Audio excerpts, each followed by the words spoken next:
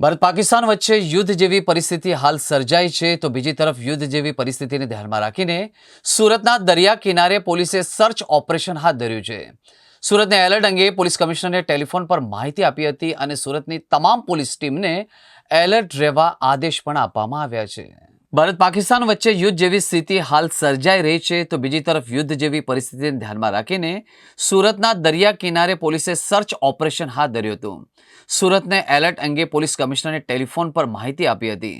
સુરતની તમામ પોલીસ ટીમને એલર્ટ રહેવા આદેશ પણ આપ્યા હતા.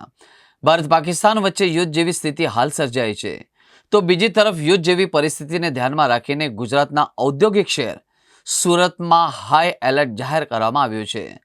અરબી સમુદ્રને અડીને આવેલા સુરતમાં આવેલા મુખ્ય ઔદ્યોગિક એકમો, રેલવે સ્ટેશનો અને એરપોર્ટ પર સુરક્ષા વધુ કડક કરવામાં આવી છે.